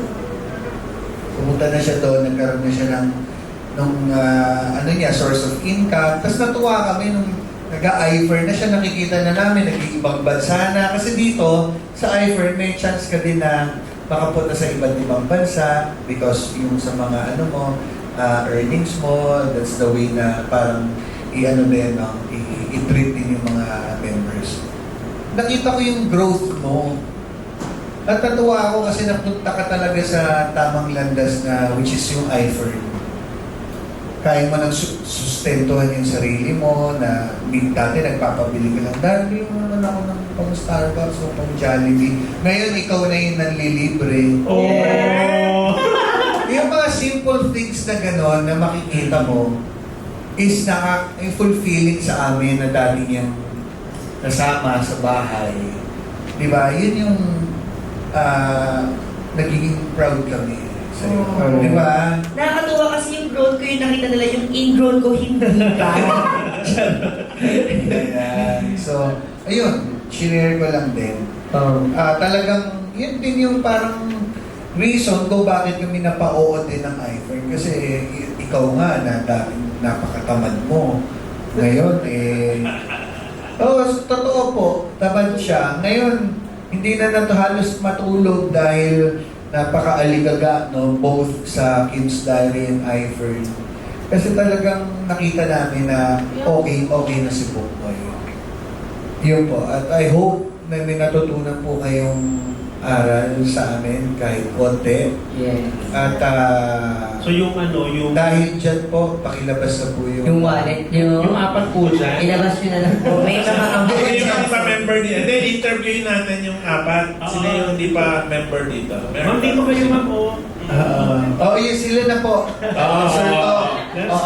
Thank you tayo. Teka, let's have a group picture first. Ayun! Dito tayo para kita yung image sa likod. Sundan niyo yung ano niyo, sundan niyo yung positioning. Okay, dad. Yes, yes.